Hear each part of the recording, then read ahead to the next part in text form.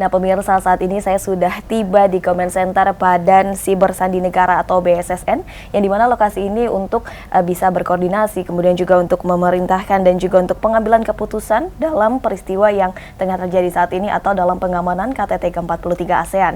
Dan saat ini saya sudah bersama dengan Mbak Claudia Dwi Amanda atau yang akrab disapa dengan Mbak Manda selaku Asop Satgas Pengamanan Siber dan Sandi KTT ke-43 ASEAN di Jakarta.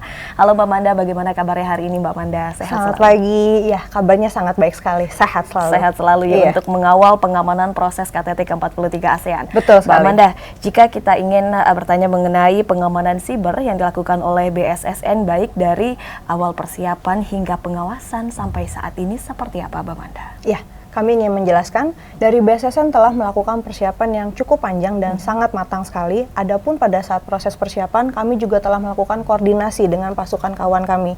Dari melakukan koordinasi untuk kegiatan pelaksanaan ini, bagaimana kita juga ingin melakukan kegiatan-kegiatan misalnya semacam untuk melakukan IT Security Assessment, melakukan kegiatan proteksi, sehingga untuk kegiatan pelaksanaan ini juga dapat berjalan dengan baik dan lancar. Salah satunya juga tentunya berkoordinasi dengan dari Kominfo, itu sudah dari jauh-jauh hari, sudah dari hampir 3 bulan lalu, di mana kita bisa berkoordinasi dengan intens. Demikian. Baik, berkolaborasi dengan berbagai pihak termasuk salah satunya Kementerian Kominfo, mungkin dari pihak Kepolisian Polri juga ada bekerja sama ya Mbak ya? Ya, betul. Untuk pasukan kawan kami juga selain dari Kominfo juga dengan instansi lainnya, juga dengan dari TNI dan Polri juga kami juga melakukan koordinasi dan kolaborasi.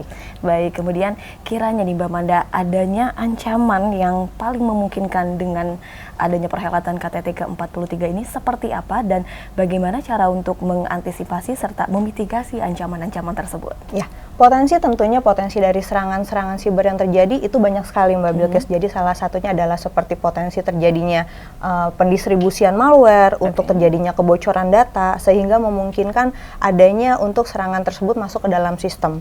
Kemudian dari kami juga sudah melakukan tindakan deteksi dan melakukan tindakan pencegahan dengan melakukan monitoring traffic anomali, kemudian kami juga melakukan untuk pengujian celah kerentanan sistem, dan kemudian jika terjadi jika adanya potensi insiden siber, kami juga melakukan kegiatan untuk pencegahan dan penanggulangan juga untuk melakukan mitigasi. Kami akan langsung turun ke lapangan, kami juga akan langsung berkoordinasi dengan pemilik aset untuk melakukan tindak lanjut terhadap serangan tersebut. Baik, dari mengawali dengan mendeteksi tersebut, kemudian bisa langsung didatangkan ke lokasi jika memang terindikasi adanya ancaman, begitu ya Mbak Manda ya? Dengan tim yang adanya ngerespon cepat supaya bisa langsung ditangani dengan baik. Oke, kemudian untuk Command Center yang saat ini kita tengah berada di sini, teman-teman yang ada di sini biasanya melakukan apa nih Mbak? Melakukan pengawasan yang seperti apa? Oh iya, kebetulan untuk di Command Center ini kita juga memiliki ada 3 tim. 3 tim yaitu adalah tim keamanan siber, tim pengendalian informasi, juga dari tim operasi sandi. Di mana tim keamanan siber ini bergerak secara 24 jam kali 7, jadi kami memang melakukan monitoring full time ya, dari pagi sampai malam hingga pagi lagi. Di situ melakukan kegiatan dari kegiatan deteksi, monitoring, identifikasi, proteksi, penanggulangan dan pemulihan terkait ancaman siber yang ada. Kemudian untuk dari tim pengendalian informasi, kami pun juga melakukan monitoring di media online maupun media sosial secara aktif. Kemudian kami juga melakukan monitoring fisik di lapangan, bagaimana kondisi di lapangan. Kemudian kami juga melakukan untuk penguatan-penguatan untuk narasi-narasi positif, seperti itu di media sosial maupun media online yang ada. Kemudian dari tim operasi sandi, kami juga melakukan koordinasi yang intens dengan pasukan kawan. Baik, jadi tidak hanya di lokasi yang ditentukan sebagai pelaksanaan KTT ke-43 ASEAN saja, namun juga monitoring melalui media sosial, begitu ya Mbak? Betul sekali. Oke, apakah memang untuk di media sosial ini sudahkah ada semacam ancaman begitu ataupun narasi yang membelokkan yang tidak seharusnya, apakah sudah ada? Iya, berdasarkan pemantauan monitoring di media sosial kami tentunya ada. Saat ini misalnya kalau memang adanya upaya percobaan untuk melakukan propaganda, untuk melakukan demonstrasi maupun unjuk rasa. Akan tetapi kondisi tersebut juga sudah dapat ditangani dengan baik, dan sebisa mungkin kami juga berkoordinasi dengan pasukan kawan seperti Polri supaya untuk bisa meredam aksi unjuk rasa tersebut. Meredam untuk sementara begitu ya, demi kelancaran KTT ke-43 ASEAN. Kemudian teknologi yang digunakan oleh BSSN untuk memantau dan juga memastikan ini tidak akan ada ancaman, apa teknologi yang digunakan Mbak Manda? Ya, tentunya kami juga sudah melakukan persiapan tools-tools yang ada, kami sudah persiapan juga dengan kualitas SDM yang tentunya kami juga persiapkan. Jadi teknologi yang ada sudah kami siapkan, dari teknologi untuk melakukan deteksi sampai melakukan tindak lanjut.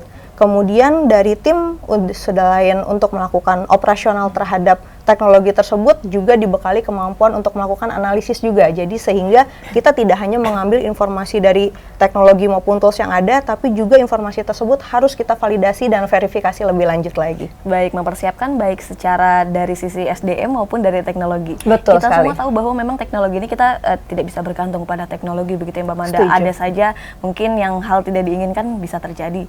Bagaimana cara mengantisipasinya? Ya, tentunya dari teknologi tersebut kami pun juga seperti tadi telah dibekali kemampuan dan kompetensi dari SDM-nya. Jadi memang sehingga ketika memang terjadi misalnya ada suatu potensi serangan seperti itu, tentunya dari masing-masing tim juga akan melakukan penyusunan laporan lagi untuk bisa memverifikasi bagaimana setiap harinya. Seperti tadi 24 jam kali 7 seperti itu. Baik, langsung dilaporkan begitu Langsung ya dilaporkan. Kak ya. Kemudian sejauh ini nih kita sudah persiapan mulai tanggal 2 begitu ya Mbak Manda Iya, betul. Mulai dari tanggal 2 hingga sampai saat ini potensi ancaman yang terjadi apa saja yang sudah ditemukan? Ya, sampai saat ini kami ada menemukan potensi-potensi misalnya berupa adanya pendistribusian malware, dan ini pun kami juga sudah berkoordinasi tadi ke pasukan kawan, salah satunya ke Kominfo juga, di mana ditemukan juga di salah satu perangkat monitoringnya, dan sudah kami tangani bersama dengan Kominfo dengan baik.